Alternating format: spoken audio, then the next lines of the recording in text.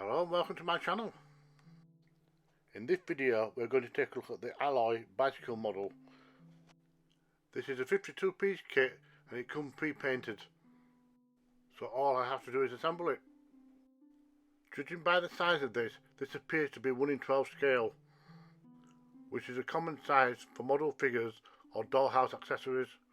It also has the assembly instructions printed on the rear, although the printing quality is quite poor, so you have to second guess everything you do, which leads to a lot of trial and error. But anyway, it's time to check out what we get with this kit.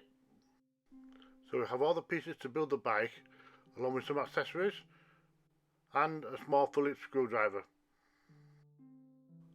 Following the instructions, I first put on the rear bike rack, and that's followed by the rear mudguard, and then these items are then screwed into place using some tiny screws. Next I add on another piece of bike frame, and I have to ensure that this rubber ring is trapped between them, as this will later act as the bike's chain, and that is wrapped around the gear spindle, and the other end is wrapped around the rear wheel, and this creates a secure fitting. You can see that a lot of this process is quite fiddly. You have to do several things at once and hope it all holds together before you can secure it. And I've just added on the first two metal braces for the rear wheel. Then the plate goes over the gears and the chain and is screwed into place. And then the remaining metal braces are added to the opposite side of the wheel. And this is held into place by a nut. And I'm not talking about myself. Next I slide into place the bike stand, which is going to come in very handy for displaying this model. And then that's screwed into place at both sides.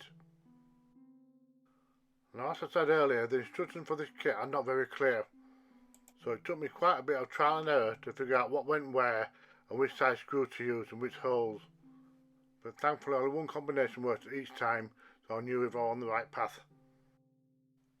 The pedals are shaped in such a way that they can only be attached in certain angles, and it is quite satisfying to see them actually turn the rear wheel. And those two are screwed into place.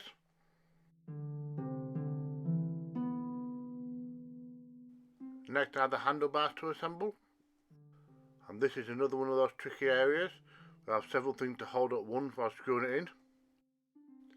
And now I can assemble the front section of the bike, starting off with the mudguard and followed by the wheel.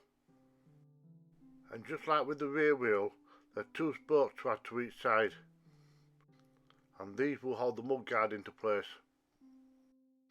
And that's also secured in place with a bolt. In the background you can see three additional items which have already been assembled. That's the courier bag, the foot pump and the front light. And off screen you've also got an optional extra, which is a basket, but I won't be using that on this kit. Right, the wheel is free spinning, so that's a good sign. Now I just need to attach it to the main body of the bike. The light slots on top of it, then it's screwed into place.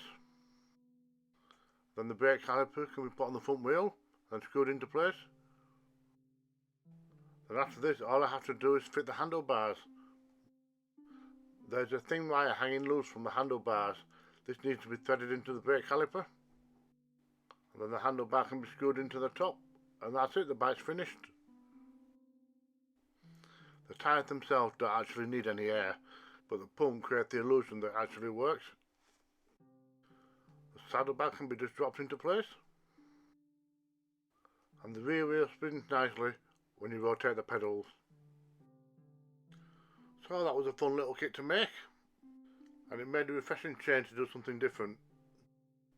As I said earlier, this kit is about 1:12 scale, which is the standard size for most dollhouses, as well as certain collectible action figures, so you won't be too short of finding something to display with it.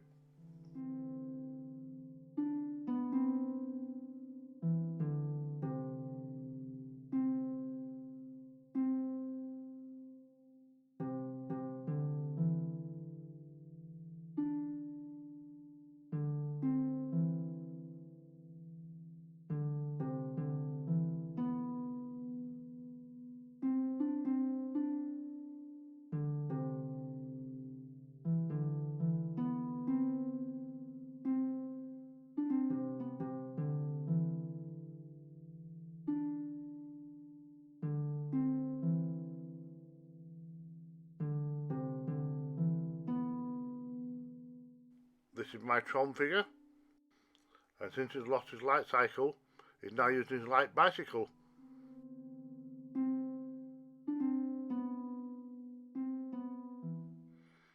Thank you for watching. Don't forget, if I can do it, so can you.